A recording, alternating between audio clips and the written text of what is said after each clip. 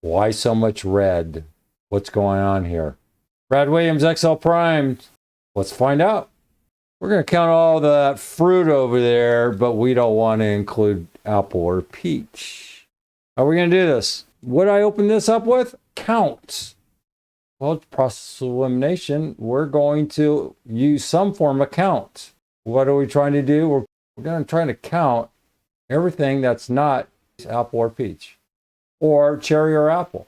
Here we go. COUNTIF function, as I mentioned, can be used with multiple criteria to count cells that are not equal. Not equal. What's the indicator? The operator. Less than, greater than. Note the quotes. Again, note the quotes. They're around our hard copy. Couple things. I'm not a fan of hard copying into the formula. I like to set it up outside, and there's a lot of reasons, and I'll point it out to you here in a minute. Talking points. COUNTIF function counts the number of cells in a range or a list. In this example, column B contains a list of fruit within a named range, produce. We need to determine the number of cells whose produce is neither apple or peach.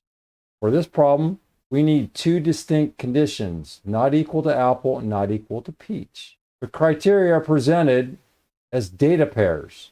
What are our data pairs? Right here. Our data pairs. Range criteria, data pair. Range criteria, data pair. Our data pair would be produce, apple. Produce, apple. Okay? Some product can also count cells that satisfy multiple conditions. This is similar to the previous tutorial.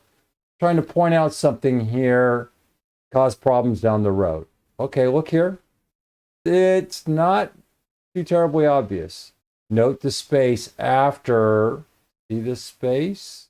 Be careful when you're entering this information. This is why I like to extend this, and I would add a couple of rows here, and I would put what I'm trying to exclude.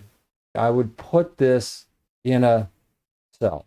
Here, not to include, COUNTIF B5, B10, not apple, not peach. What do we have? Well, we're counting 5 different items. 1, 2, 3, 4, 5, 6. And we're not including 5 different.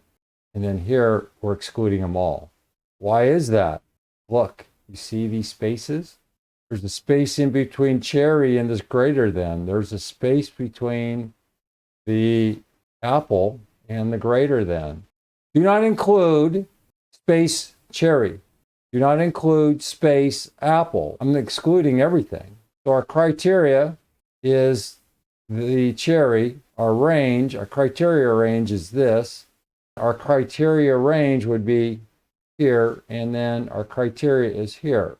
And you're going, well, that's obvious. That's what you just said over here in the narrative.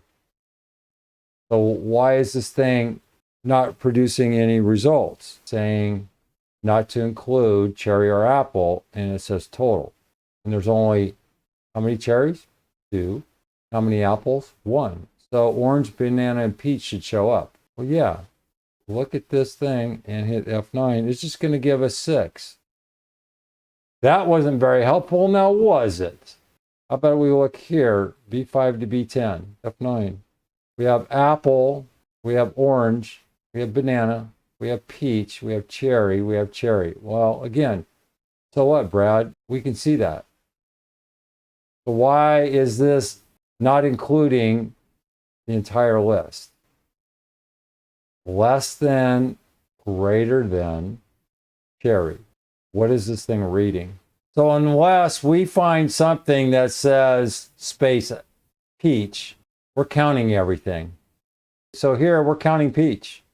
And the only thing we're excluding is apple, because it says right here, do not include apple. Here, we have a space between cherry and apple. And unless there's a space cherry and a space apple, we're counting everything. You see the problem? Just a simple typo can actually blow up your entire model. Here, COUNTIFs, this is correct. You see, no space. Down here, COUNTIFs, you notice we're using COUNTIFs. Why? Because we're counting multiple items. COUNTIFs can handle that. Multiple criteria and multiple items. Here, and again, this is not case sensitive, we have a capital A and it's still being excluded. Count how many cherries? 2. An apple? 1. 3.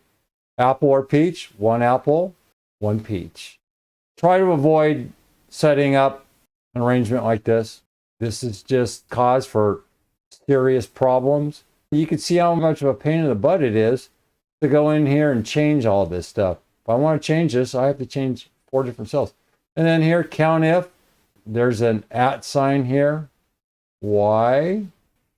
Because Excel wants to spill this thing. What happens when I remove the @ sign? See, it wants to spill, and I don't want it to spill. Is there a problem here? It's counting 5. Is that correct? COUNTIF produce 15. Here, produce B515. And then we have apple each. If you're looking at COUNTIF versus COUNTIFs, COUNTIF is just going to count 1. It doesn't have the capacity to count multiple items. Brad Williams, XL Prime.